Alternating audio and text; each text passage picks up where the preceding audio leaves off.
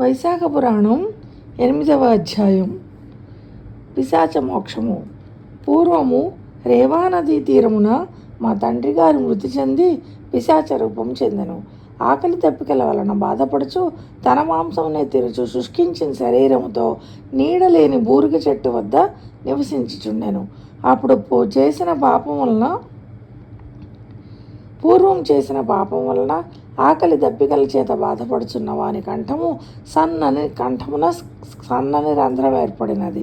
అది గాయమై మిక్కిలి బాధించుచుండెను. దగ్గరున్న చెరువులోని చల్లని నీరు కూడా త్రాగగానే కాలకూట విషం వలె బాధించుచుండెను. నేను గంగాయాత్ర చేయవలెనను కోరికతో ప్రయాణం చేయుచు దైవికముగా ఆ ప్రదేశమునకు వచ్చి తిని నీడలేని బూరుగ చెట్టుపై నుండి ఆకలి దప్పికల బాధను భరింపలేక తన మాంసమునే తినుచు దుఃఖ భారమున కంట బాధను అనుభవింపలేక అర్చుచున్న ఆ పిశాచమును చూసి అబ్బురపడి తిని ఇదేమి అద్భుతమా అని అనుకుంటుని. పిశాచ రూపమున ఉన్న అతడు నన్ను చూసి చంపవచ్చెను, కానీ నా ధార్మిక ప్రవర్తన బలం వలన నన్నేమీ చేయజాలకపోయాను. నేనును వాణ్ణి చూసి జాలిపడి పోయి భయపడకుము, నీకు నా వలన ఏ భయము రాదు. నీవెవరవు? నీకు ఇట్టి బాధ కలుగుటకు కారణమేమి? వెంటనే చెప్పుము, నిన్ను ఈ కష్టము నుండి విడిపించనని పలికితిని. నేనతని పుత్రుడనని అతడు గుర్తింపలేదు, నేనును నా తండ్రి అని గుర్తింపలేకపోతిని. అప్పుడు ఆ పిశాచ రూపమున ఉన్న అతడు ఇట్లు పలికెను, నేను భూవరమున పట్టణమున వసించు మైత్రుడు అని వాడను, సంకృతి గోత్రము వాడను, అన్ని విద్యలను నేర్చిన వాడను, అన్ని తీర్థములందు స్నానము చేసిన వాడను, సర్వదేవతలు సేవించిన వాడను. కానీ నేను వైశాఖ మాసమున కూడా అన్నదానం ఎవరికి చేయలేదు. లోభము కలిగి ఉంటుని అకాలమున వచ్చిన వారికి భిక్షనైనా ఇయ్యలేదు. కావున నాకు ఈ పిశాచ రూపం వచ్చింది. ఇదే నా ఈ దురవస్థకు కారణము. శృతదేవుడని పుత్రుడు నాకు కలడు, అతడు ప్రసిద్ధి కలవాడు.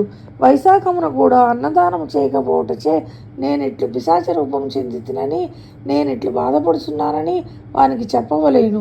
నీ తండ్రి నర్మదా తీరమున పిశాచమై ఉన్నాడు, సద్గతిని పొందలేదు, బూరుగు చెట్టుపై ఉన్నాడు, తన మాంసమును తానే తినుచు బాధపడుచున్నాడని చెప్పుము.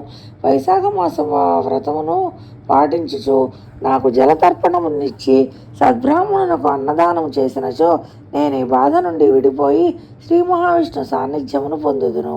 కావున ఆ విధముగా చేయుమని వానికి చెప్పుము. నా యందు దయ ఉంచి నాకు ఈ సహాయము చేయుము, నీకు సర్వశుభములు కలుగునని చెప్పుము అనుచు ఆ పిశాచం పలికెను. నేను నా తండ్రిని గుర్తించి వాని పాదములకు నమస్కరించి దుఃఖపీడితుడనై చిరకాలం ఉంటిని. నన్ను నేను నిందించుకొంటిని, కన్నీరు విడిచుచూ ఉంటిని. తండ్రి, నేనే శృతదేవుడను, దైవికంగా ఇచ్చటకు వచ్చిన వాడను. తండ్రి, ఎన్ని కర్మలు చేసినను పితృదేవతలకు సద్గతిని కలిగింపనిచో ఆ కర్మలు వ్యర్థములు, నిరర్ధకములు.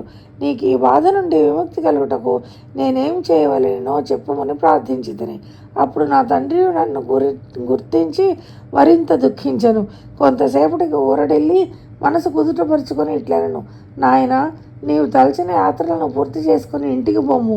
సూర్యుడు మేషరాశి అందుండగా వైశాఖ పూజను చేసి అన్నమును శ్రీ మహావిష్ణువుకు నివేదించి ఉత్తమ బ్రాహ్మణునకు దానమిమ్ము. అందువలన నాకే కాదు, మన వంశం వారందరికీ ముక్తి కలుగును. కావున అట్లు చేయమని చెప్పాను. నేను నా తండ్రి ఆజ్ఞను అనుసరించి యాత్రలను చేసి నా ఇంటికి తిరిగి వచ్చి తిని మాధవునకు ప్రీతికరమైన వైశాఖ మాసమున వైశాఖ వ్రతమును చేయుచు నా తండ్రి చెప్పినట్లుగా శ్రీ మహావిష్ణువును పూజించి నివేదించిన అన్నమును సద్బ్రాహ్మణునకు దానం ఇచ్చి తిని. అందువల్ల నా తండ్రి పిశాచ రూపము నుండి విముక్తుడై నా వద్దకు వచ్చి నా పితృభక్తికి మెచ్చి ఆశీర్వదించి దివ్య విమానమునకి ఎక్కి విష్ణులోకమును చేరి అసలు శాశ్వత స్థితి రందను. కావున అన్నదానము అన్ని దానములలో ఉత్తమము. శాస్త్రములందును ఇదే చెప్పబడింది. ధర్మయుక్తమైనది, సర్వధర్మసారమే అన్నదానము.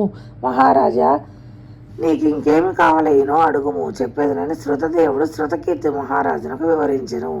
ఈ విషయం నారద మహర్షి అంబరీష మహారాజుకు చెప్పెను. వైశాఖ పురాణం 8వ అధ్యాయం సంపూర్ణం.